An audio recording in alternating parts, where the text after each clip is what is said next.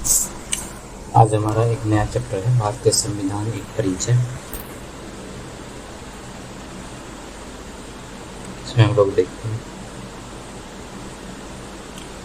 संविधान सभा तथा संविधान का निर्माण।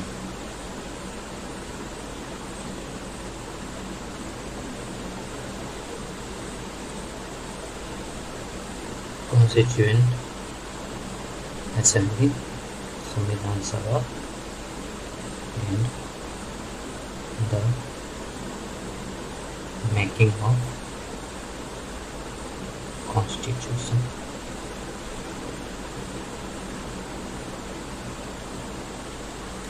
संविधान सभा किसको कहते हैं? तो वैसी संस्था जो संविधान के विभिन्न पक्षों, उद्देश्यों, प्रावधानों आदि पर विचार करती है और संविधान बन जाने के बाद उसे अंगीकार भी करती है, और इस प्रकार की संस्था को संविधान सभा कहा जाता है। तो वैसी संस्था जो संविधान के विभिन्न पक्षों,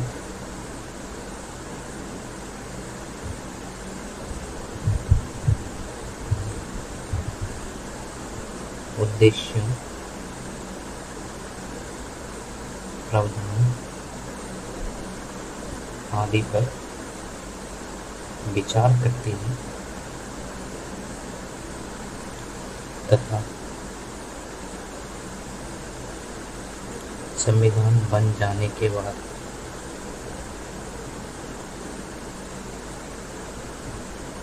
उसे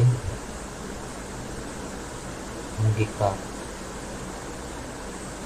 अडॉप्ट भी करती है। इस प्रकार की संस्था को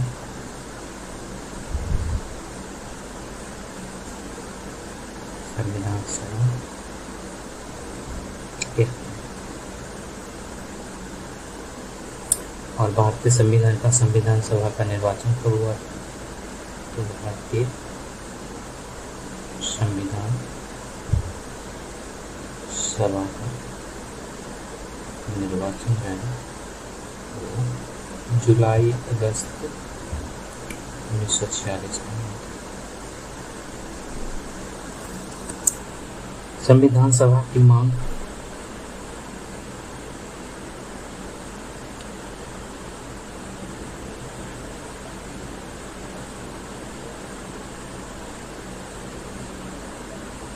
demand for the constituent assembly. Bharat में संविधान सभा की मांग जो है कब की गई? तो शुरू में अंग्रेज इसके लिए सहमत नहीं थे। शुरू में अंग्रेज सहमत नहीं थे, लेकिन जब सेकेंड वर्ल्ड वॉर हुआ, द्वितीय विश्व, तो उसके अंतिम दौर में वो सहमत हुए।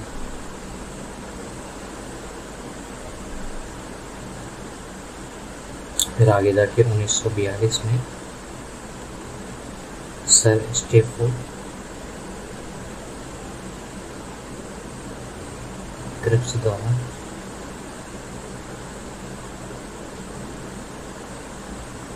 क्रिप्स मिशन योजना प्रस्तुत किया गया।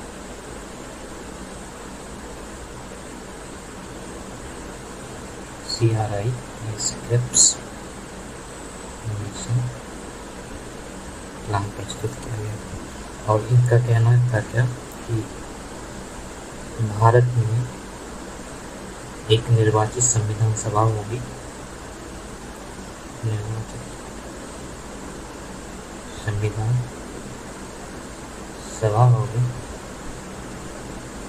जो युद्ध के बाद, कौन सा है?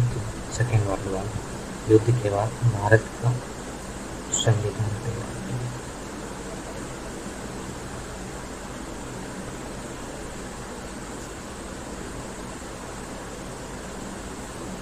लेकिन क्रिप्स मिशन को जो है मुस्लिम लीग द्वारा अस्वीकार दिया गया था।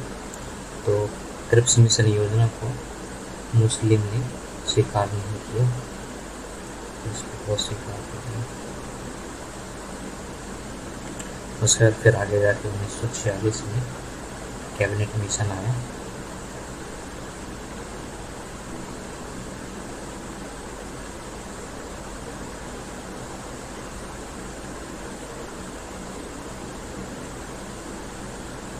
और इसमें जो है सांप्रदायिक आधार पर निर्वाचन सिद्धांत को मान लिया।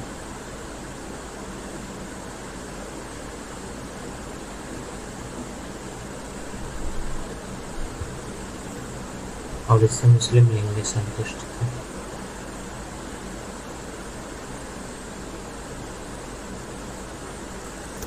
अब हम लोग देखते हैं संविधान सभा का गठन कैसे हुआ।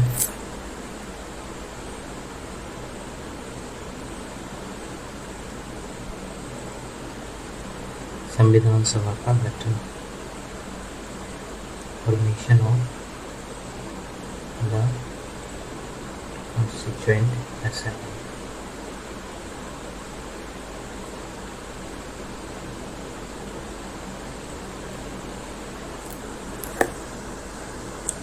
जो कैबिनेट मिशन आया था उसके सुझाव पर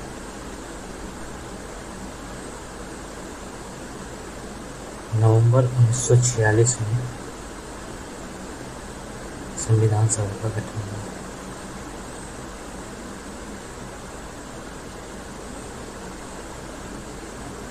और संविधान सभा में हम लोग देखें तो कुल सदस्य जो है और 389 थे, जिसमें जो है ब्रिटिश भारत के प्राण 296 था और देसी रियासत जो है वो 93 था। ये जोड़ के जो है 389 होता है। यहाँ पर जो है 10 लाख लोगों पर एक सीट का आवंटन किया गया संविधान सभा में। और सीट का निर्धारण जो है, सीट का निर्धारण 3 प्रमुख समुदाय के बीच में था, वो भी जनसंख्या के अनुपात में, जनसंख्या के अनुपात पर। और वो 3 समुदाय जो है मुस्लिम था, सिख था और सामान्य था।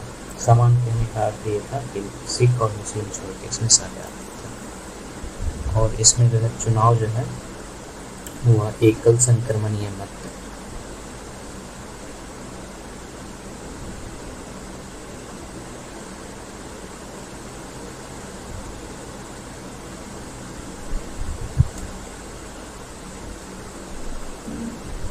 एकल संक्रमणीय मत के माध्यम से अनुपातिक प्रतिनिधित्व द्वारा हुआ था।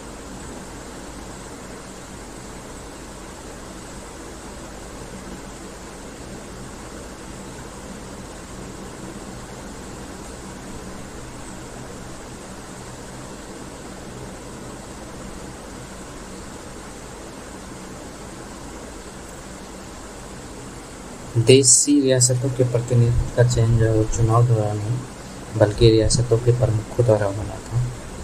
जो देशी रियासत थे इसके प्रतिनिधि का चुनाव जो है चयन जो है चुनाव द्वारा नहीं, चयन जो है चुनाव द्वारा बल्कि रियासतों के प्रमुखों द्वारा होना था। और संविधान सभा अगर देखा जाए तो वो आंशिक रूप से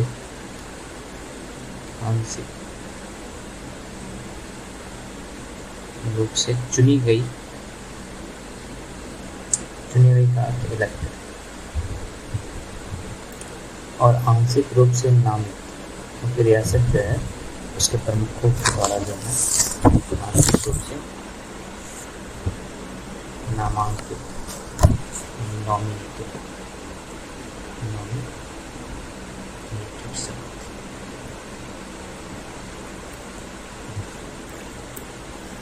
चुनाव जो है वो जुलाई अगस्त 1946 में संपन्न हुआ और इसमें मुस्लिम लीग जो है इससे अलग रहने का नहीं, चुनाव जो है दोनों लड़ा गया था, यानी कि 296 सीट पर हुआ था। देसी रियासत तो इससे अलग थे, तो इसमें जो है कांग्रेस को, भारतीय राष्ट्रीय कांग्रेस को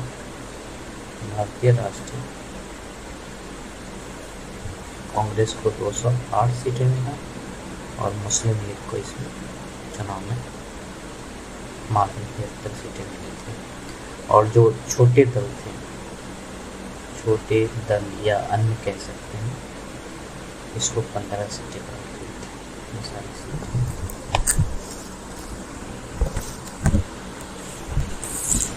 98 सीट पर जो है 98 सीट जो है नहीं भरा, क्योंकि देसी रियासत संविधान सभा से अलग रखने का फैसला किया था।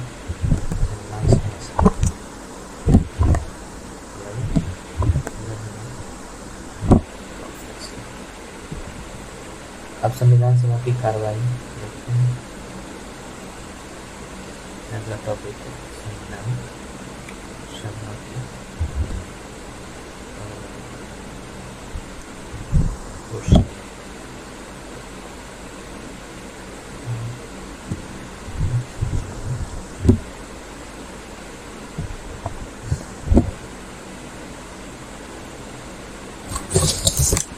इसकी जो पहली बैठक थी वो 9 दिसंबर 1946 को हुआ, जिसमें से 211 सदस्यों ने भाग लिया था।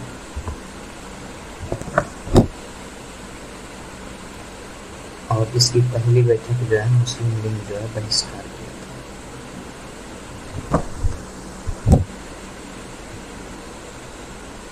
और देसी रियासत भी जो है ये भी मना कर दिया।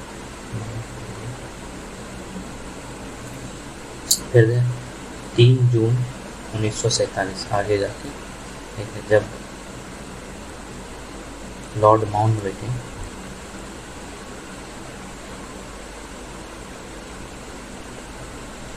ने भारत के विभाजन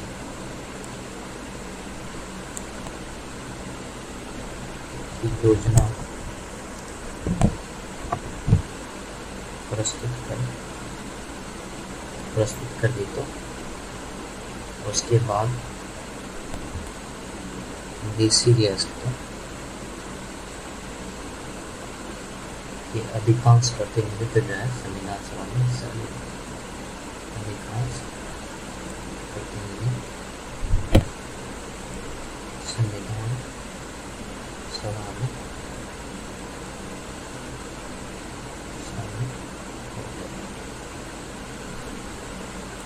और भारतीय हिस्से की मुस्लिम लीग के सदस्य भी जो है वो भी संविधान सभा में शामिल है। तो भारतीय हिस्से मुस्लिम लीग के सदस्य भी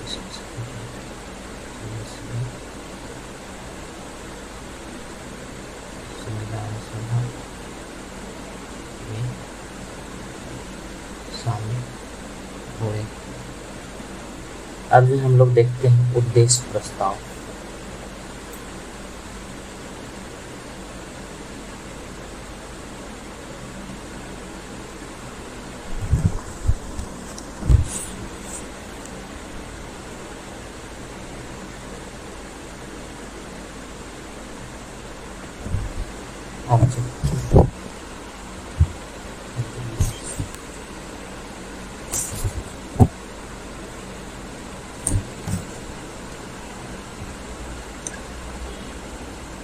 संविधान सभा की जो पहली बैठक है वो अभी तो नया संसद भवन बन गया है, लेकिन उससे पहले जो हमारा संसद भवन था, उस संसद भवन में 9 दिसंबर 1946 को उसी संसद भवन में हुआ था। और मुस्लिम लीग जो है इसका बहिष्कार किया, क्योंकि इन्होंने अलग पाकिस्तान की मांग की थी। और सच्चिदानंद सिन्हा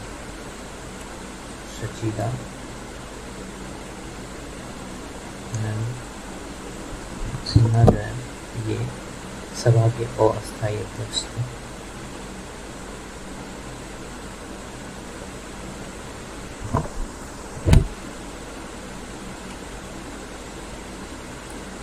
दो दिन पश्चात जो है डॉक्टर राजेंद्र प्रसाद यानी कि 11 दिसंबर 1946 को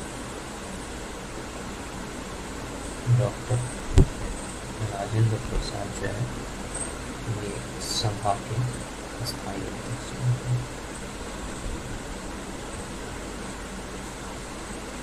फिर 2 दिन पश्चात जो है 13 दिसंबर 1946 को जवाहरलाल नेहरू जो है उनके द्वारा उद्देश्य प्रस्ताव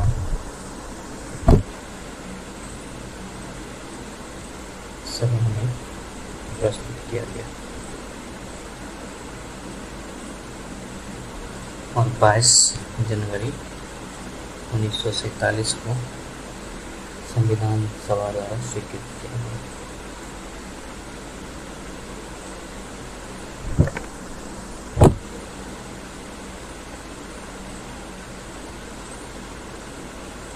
अब हम लोग देखते हैं संविधान के प्रस्तावना। संविधान की प्रस्तावना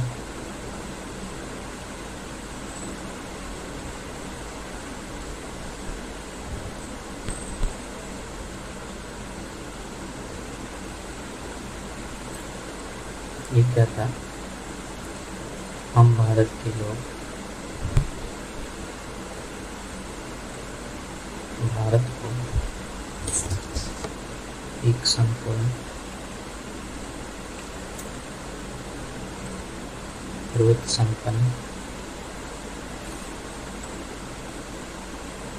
समाजवादी धर्मनिरपेक्ष लोकतांत्रिक गणराज्य बनाने के लिए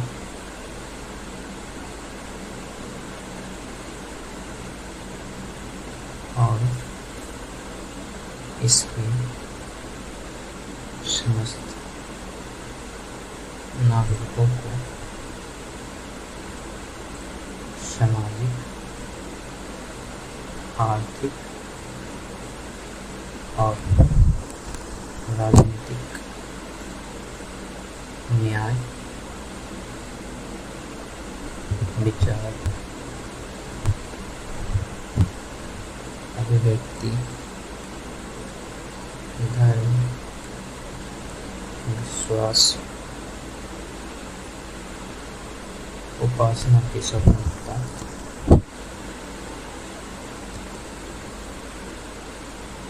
प्रतिष्ठा और अवसर की समता प्राप्त कराने के लिए तथा व्यक्ति की गरिमा और राष्ट्र की एकता तथा अखंडता सुनिश्चित करने वाला बंधुत्व बढ़ाने के लिए दृढ़ संकल्पित होकर अपनी इस संविधान सभा में आज दिनांक 26 नवंबर 1949 ईस्वी मिति मार्गशीर्ष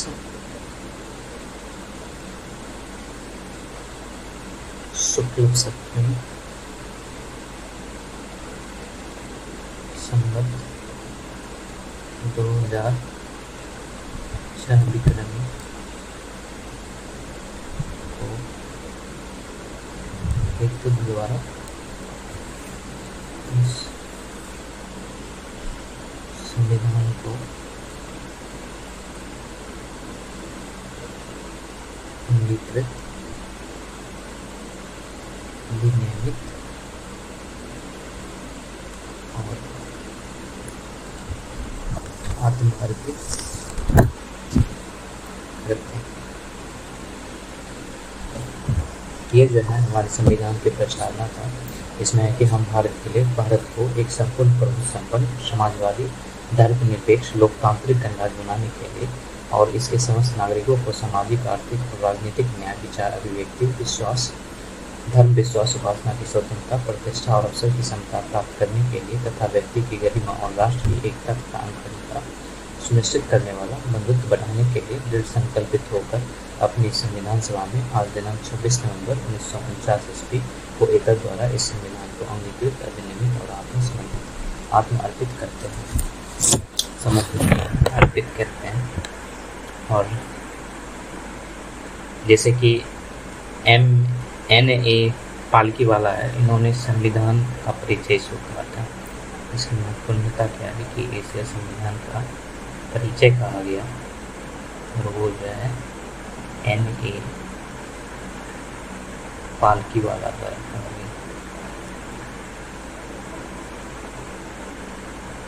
पंडित नेहरू द्वारा जो है बनाया गया है और 42वें संविधान संशोधन अधिनियम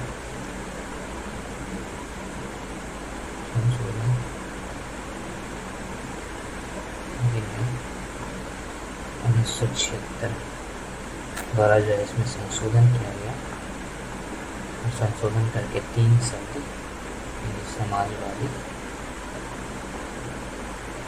धर्मनिरपेक्ष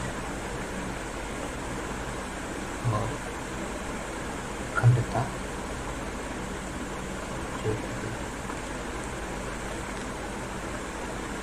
22 जनवरी 1947 को स्वीकार किए गए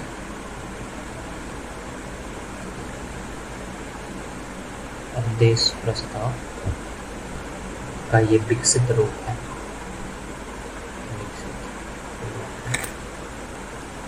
अब देखते हैं प्रस्तावना के तत्व क्या क्या हैं। प्रस्तावना जैसे कि इसमें संविधान के अधिकार का स्रोत बताया गया या फिर संविधान के शक्ति का स्रोत जो है इसमें बताया गया। संविधान की शक्ति का स्रोत जो है और ये भारत के लोग बताया गया।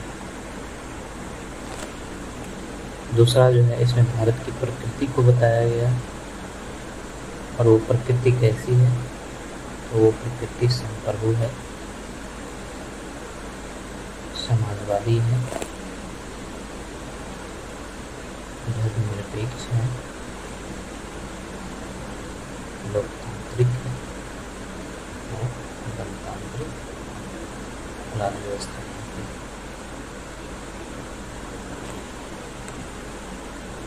संविधान का उद्देश्य क्या है?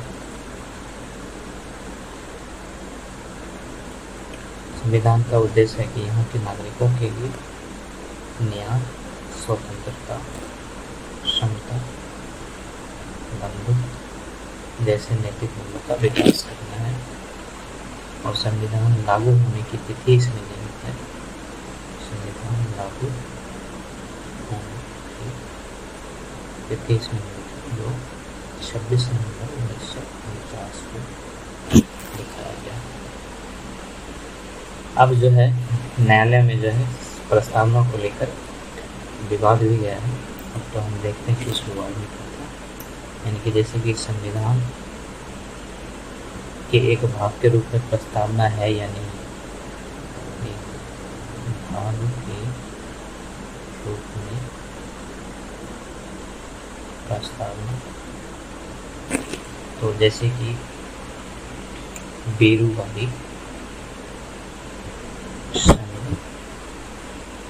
मामला जो है 1960 में, इसमें प्रस्तावना को संविधान का भाग नहीं माना गया था। प्रस्तावना संविधान का भाग नहीं है, ऐसा कहा गया। फिर आगे जाके केशवानंद भारती केस में केशवानंद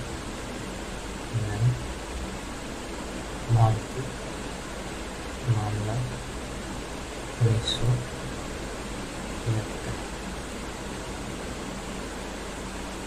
इसमें जो है प्रस्तावना को संविधान का भाग माना गया। इसमें कहा गया कि प्रस्तावना जो है वो संविधान का एक भाग है। फिर आगे एक मामला जो है LIC ऑफ इंडिया मामला था, LIC ऑफ इंडिया मामले 1995, इसमें जो है प्रस्तावना को संविधान का आंतरिक हिस्सा कहा गया था। संविधान का आंतरिक हिस्सा, प्रस्तावना संविधान का आंतरिक हिस्सा है। ये तो संविधान के भाग के रूप में प्रस्तावना होगी। अब ये है कि प्रस्तावना में संशोधन की संभावना है या नहीं है, तो इस मामले में जो क्या विवाद है, तो प्रस्तावना में संशोधन, यानी कि प्रस्तावना में संशोधन किया जा सकता है या नहीं, प्रस्तावना में संशोधन की संभावना। इस पर एक नया टॉपिक बना लेते हैं। जैसे कि एक केस था केशवानंद भारती मामला, ये 1973 का केस था। इसमें क्या कहा गया कि प्रस्तावना में निहित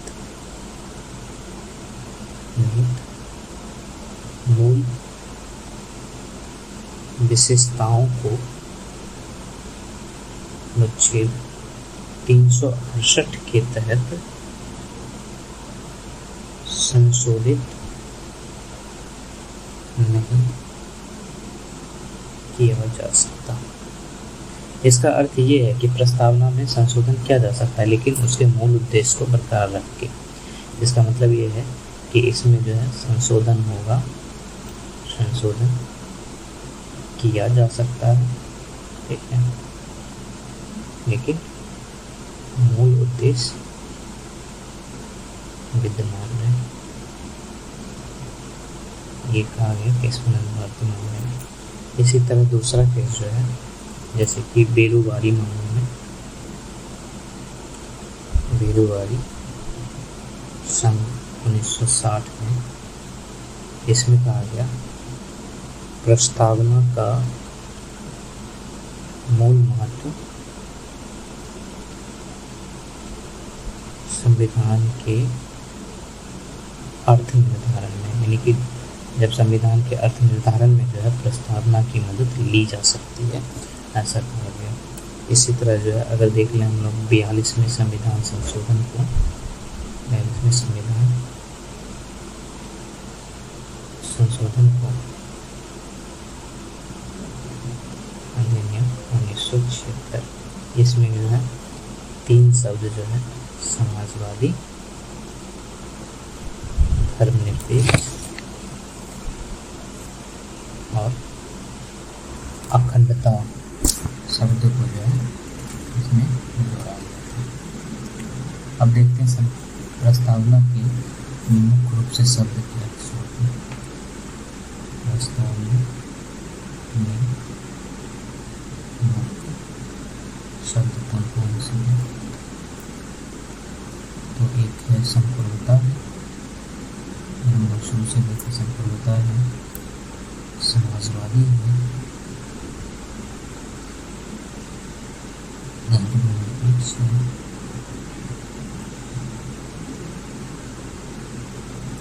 लोकतांत्रिक है, गणतंत्र है, इसी तरह न्याय है, और आगे स्वतंत्रता हो सकता है, स्वतंत्रता है, समता है और बंधुत्व है। ये सारे जो मूल शब्दों की प्रस्तावना है। अब यह प्रस्तावना को लेकर क्या कहा गया, तो एक महत्व के रूप में ले लेते हैं प्रस्तावना का महत्व। प्रस्तावना का महत्व तो किसी ने कहा कि संविधान की प्रस्तावना हमारे दीर्घकालिक सपनों का विचार है। ये किनके द्वारा कहा गया था? संविधान की प्रस्तावना हमारे दीर्घकालिक सपनों का विचार है। तो ये सर अल्लादी कृष्ण स्वामी अय्यर, कृष्ण स्वामी अय्यर। इसी तरह जो है हमारी संप्रभु लोकतांत्रिक गणराज्य का भविष्य मंडल है। संप्रभु लोकतांत्रिक गणराज्य का भविष्य काल है। ये किसके द्वारा कहा गया? ये KM मुंशी के द्वारा कहा गया था।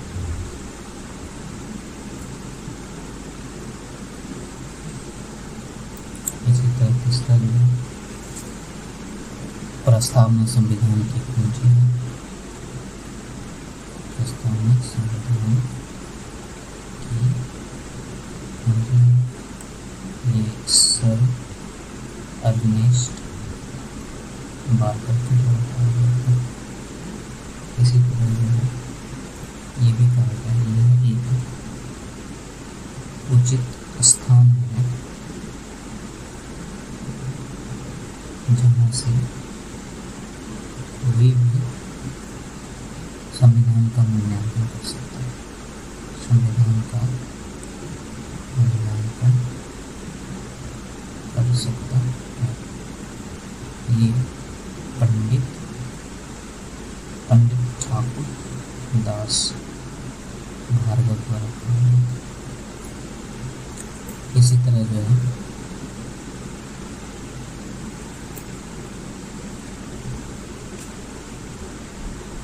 प्रस्तावना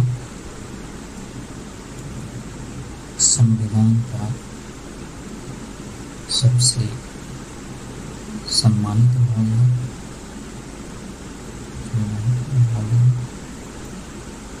या संविधान की आत्मा या संविधान की कुंजी है जो संविधान का आभूषण है। ये सब भी जो है पंडित ठाकुर दास भार्गव का है। एक और कथन है प्रस्तावना अमेरिका की स्वतंत्रता की घोषणा के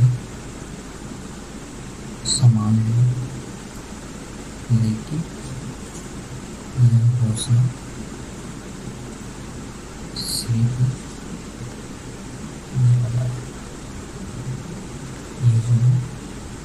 ये जो हिदायतुल्लाह के द्वारा निदान। तो इतने सारे कथन जो है संविधान के महत्व को लेकर कहा गया था और प्रस्तावना जो है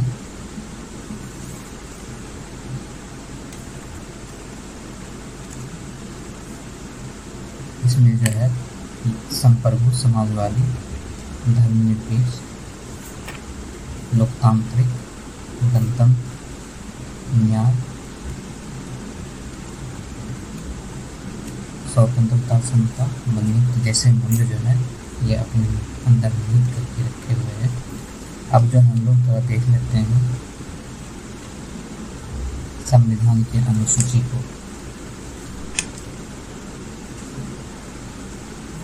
हमारे लिए इम्पोर्टेंट हो जाएगा, इसके लिए संविधान की सूची।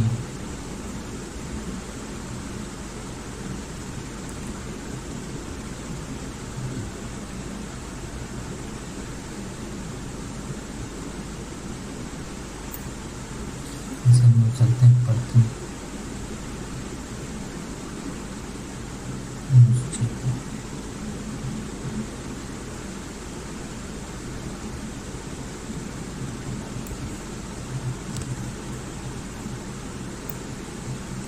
इसमें अनुच्छेद 1 से 4 तक है और इसमें क्या है तो इसमें जो है राज्यों के नाम एवं उसके राज्य क्षेत्र है। दूसरा जो है सब राज्य क्षेत्रों के नाम और उसकी सीमाएं।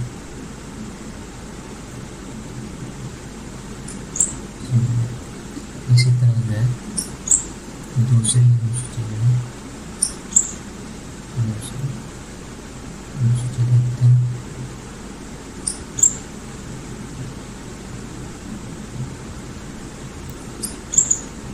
इसमें जो है अनुच्छेद 59(3), 65(3), 75(6) बहुत सारे अनुच्छेद हैं, जैसे कि 97 है, 125 है, 148(3) है, क्योंकि सबके इसमें जो है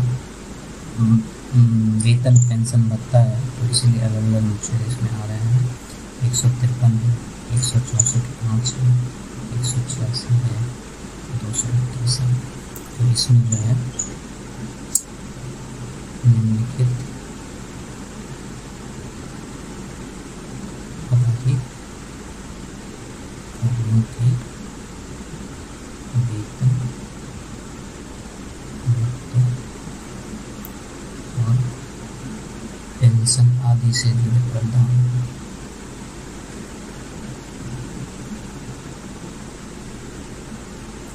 जैसे कि भारत के राष्ट्रपति इनसे जुड़ा है। इसी तरह जो है राज्यों के राज्यपाल,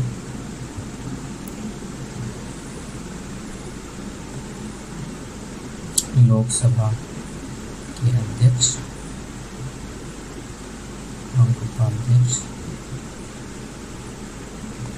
इसी तरह जो राज्यसभा के सभापति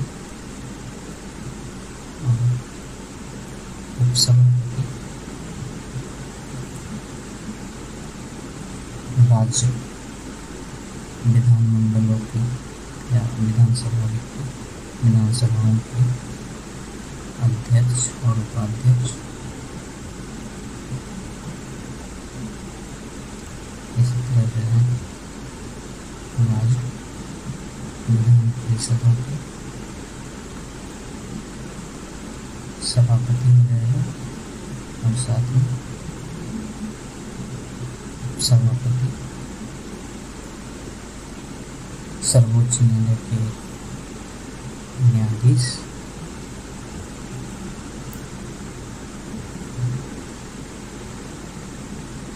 उच्च न्यायालय के न्यायाधीश और जो है भारत के नियंत्रक एवं महालेखा परीक्षक, इन सबके जो है वेतन भत्ते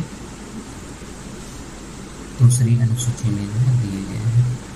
और हम लोग तीसरी अनुसूची में चलते हैं।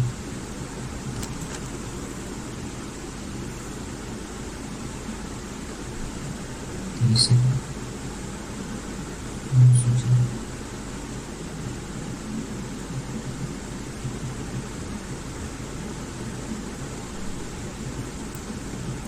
इसमें अनुच्छेद देखें हम लोग तो ये 75(4) हो जाएगा, फिर 84 का हो जाएगा, 99 हो जाएगा, 124(6) हो जाएगा, 148(2) हो जाएगा, 164(3) हो जाएगा, 173 का हो जाएगा, 188 हो जाएगा, 219 हो जाएगा।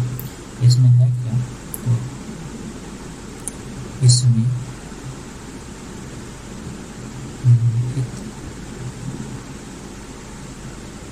पदाधिकारियों तथा प्रत्याशियों द्वारा ली जाने वाली शपथ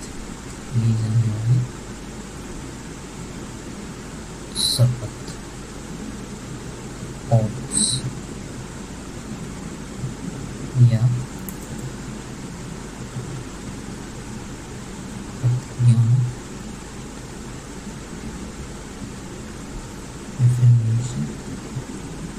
के प्रारूप दिए गए।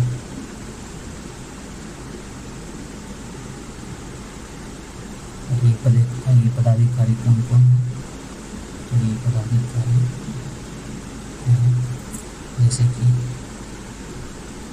संघ के मंत्री हो गए, संसद के चुनाव के प्रत्याशी हो गए, संसद के सदस्य हो जाएंगे, इसी तरह सर्वोच्च न्यायालय के न्यायाधीश,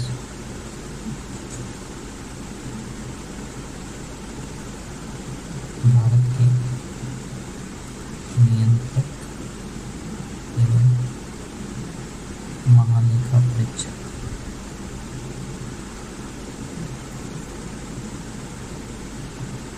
राज्यों के मंत्री,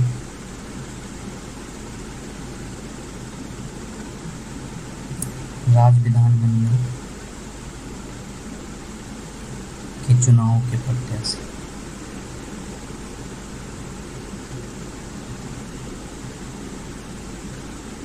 राज्य विधानमंडल के सदस्य,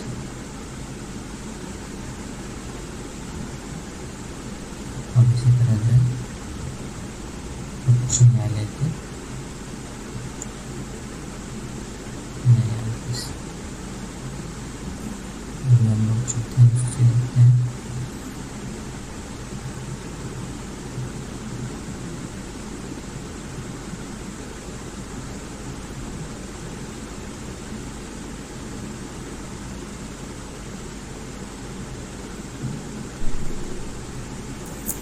इसमें जो है राज्यों और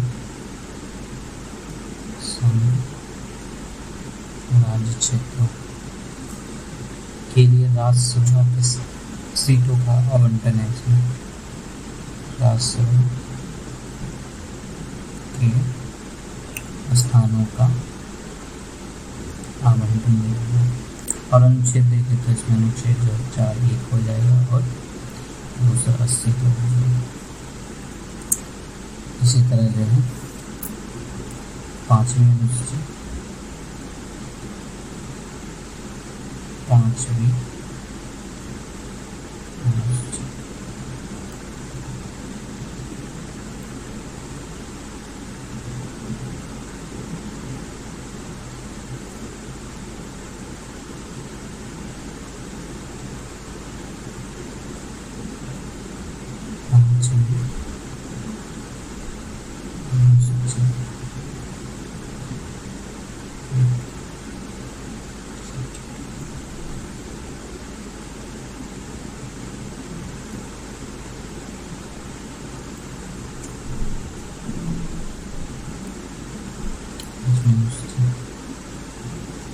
इसमें एक ही अनुच्छेद है और वो है अनुच्छेद 244(1). इसमें क्या कहा गया है? इसमें कहा गया है अनुसूचित क्षेत्रों और अनुसूचित जनजातियों के प्रशासन तथा नियंत्रण से जुड़े प्रावधान।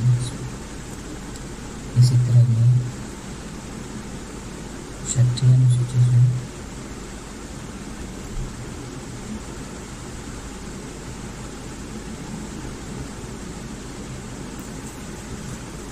इसमें जो है 2 अनुच्छेद बने हैं, जैसे कि अगर एक को देखें तो असम, मेघालय, त्रिपुरा और मिजोरम राज्यों की जनजातीय क्षेत्रों के प्रशासन के बारे में उपबंध। और इसमें अनुच्छेद जो है वो 244(2) और कौन सा हो जाएगा? एक अनुच्छेद 275 7वें अनुच्छेद।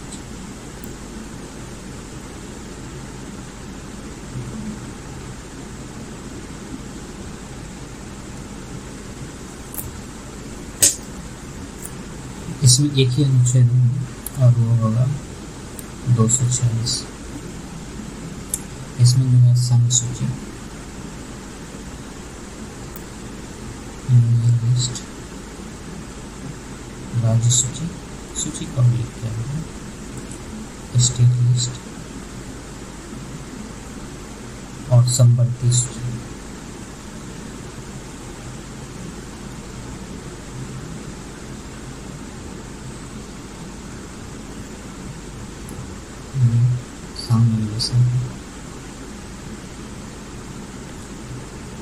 और इसमें कितने विषय थे?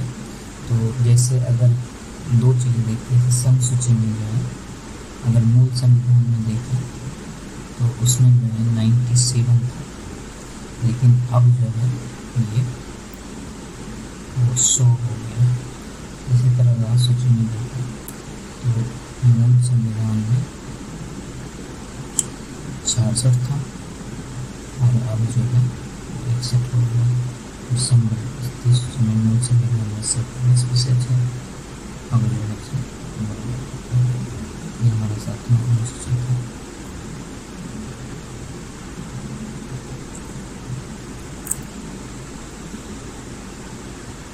आठवीं अनुसूची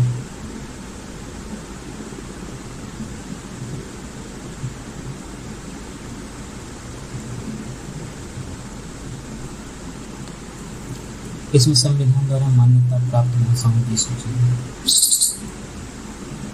संविधान द्वारा मान्यता प्राप्त भाषाओं की सूची है और वर्तमान में जो है इसमें 22 भाषाएं हैं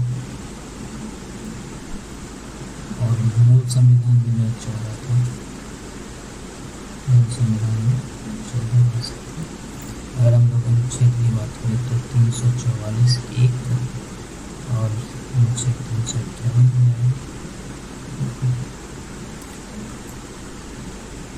और इसमें 22 भाषाएं कौन सी है? तो असमिया है, बांग्ला है, बोडो है, डोगरी है, गुजराती, हिंदी, कन्नड़, कश्मीरी, कोंकणी, मैथिली, मलयालम,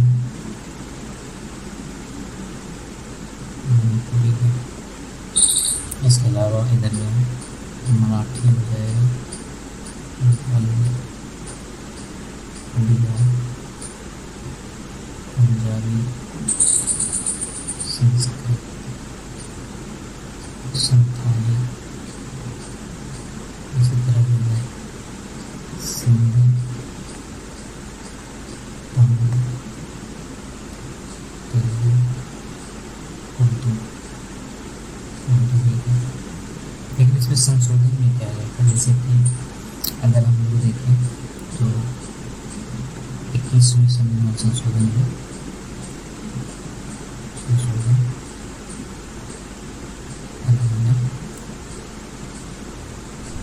इसमें जो है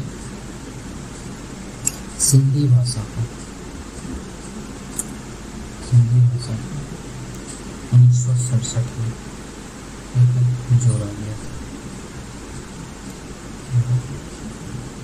इसी तरह जो है 71वें संविधान संशोधन से 71वें संविधान संशोधन में 1992 में हुआ था, और इसके तहत जो है कोंकणी, मणिपुरी और नेपाली जोड़ा गया। इसी तरह जो है 92वें संविधान संशोधन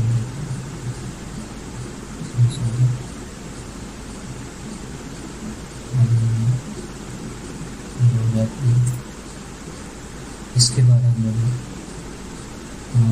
बोडो, डोंगरी, मैथिली और एक और था संथाली, इन चारों की जो है 92वें संविधान संशोधन में संविधान में जो 14 थे, उसके बाद जो सिंधी 1, 2, 3, 4, 5, 6, 7, 8 ये 8 भाषाएँ हैं जो है अपने इसकी वजह से 22 हो गए। अब हम चलते हैं संविधान संशोधन 1996।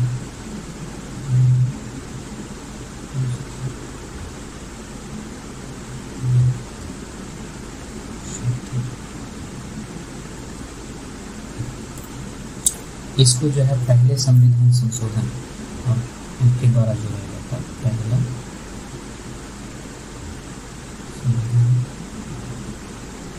संशोधन 1951 द्वारा जोड़ा गया, और इसमें अगर देखिए अनुच्छेद तो 1 है 31 का, और इसका उद्देश्य क्या था, भूमि सुधार और जमींदारी उन्मूलन था। उन्मूलन के लिए ये बनाया गया था।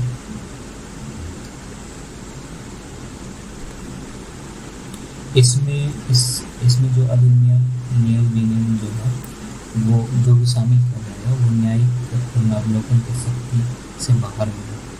तो ये सारी चीज़ें जो है अगर लिखी गई है न्यायालय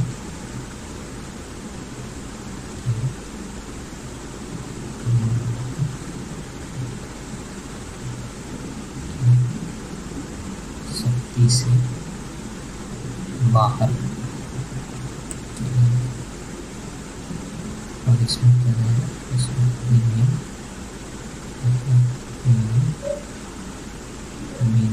इत्यादि इसके लिए किया जाता है। इसमें जो भी शामिल होगा उसका न्यायिक पुनरावलोकन नहीं किया जाएगा, और इसमें वर्तमान में जो है लगभग 200 से प्रविष्टियाँ हैं। हालांकि न्यायालय द्वारा कहा गया कि न्यायिक हस्तक्षेप जो है इसमें किया जा सकता है। जैसे कि उस केस की चर्चा अगर हम लोग करें तो उस केस जो है वो मामूल राव मामला था, और ये मामला जो है 1981 का था। उसमें सुप्रीम कोर्ट ने क्या किया, इसमें सर्वोच्च न्यायालय ने स्पष्ट कर दिया है कि 24 अप्रैल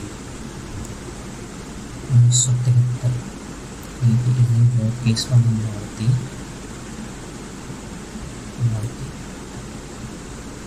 मामले का निर्णय आया था। इसके बाद अनुसूची में शामिल किए जाने वाले अधिनियम आदि की न्यायिक समीक्षा की जा सकती है। इससे पहले की नहीं की जाएगी, लेकिन 24 अप्रैल 1973 के बाद की जा सकती है। इसके बाद हम लोग देखते हैं 10वीं अनुसूची।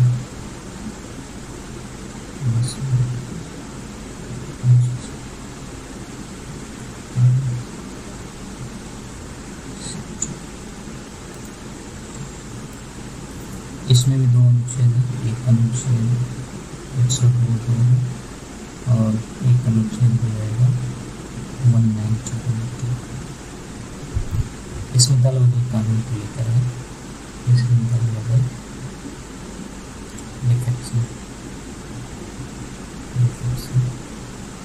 के आधार पर संसद और विधानसभा के सदस्यों की निर्वाचन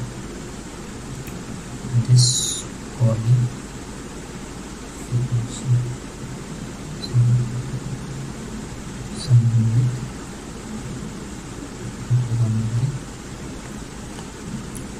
और इस अनुसूची को जो है 52वें संविधान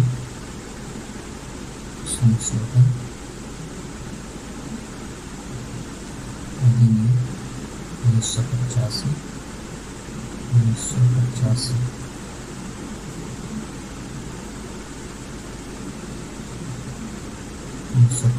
द्वारा और आगे जाके इसमें संशोधन भी हुआ। संविधान संशोधन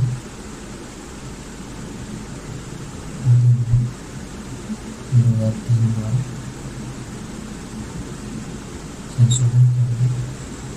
इसलिए इसको जो है एक अलग नाम दिया जाता है। इसको जो है दल बदल विरोधी कानून कहा जाता है। एंटी डिफेक्शन लॉ भी कहा जाता है। इसी तरह जो है चलते हैं लोग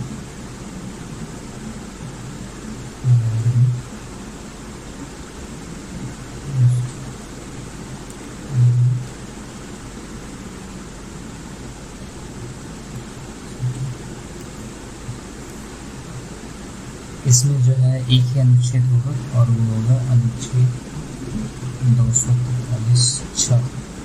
इसमें अंग्रेजी में आर्टिकल 243G आ जाएगा। इसमें क्या करेंगे, तो इसमें पंचायतों शक्तियों जिम्मेदारियां बताई गई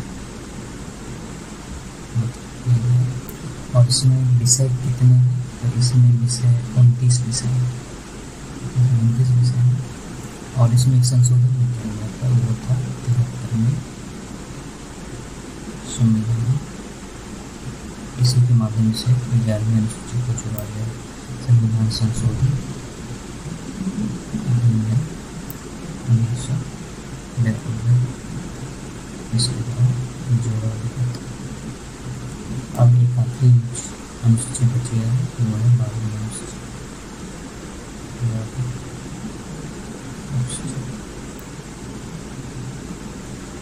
इसमें भी एक ही अनुच्छेद होगा और वो है अनुच्छेद 245 व इसमें तो आर्टिकल 243 इसमें क्या कहा गया, तो इसमें उसमें पंचायत का, इसमें नगर पालिका ठीक है।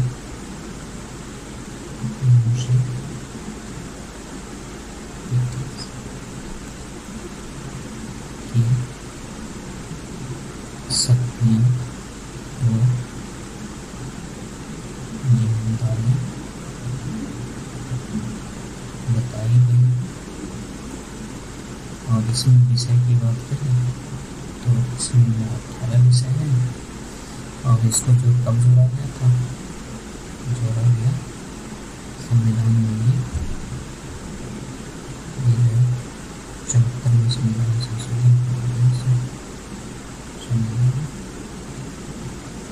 संशोधन अधिनियम 1992 संविधान में ये सेकेंड चैप्टर हमारा यही समाप्त होता है। अब जो हम लोग आगे देखेंगे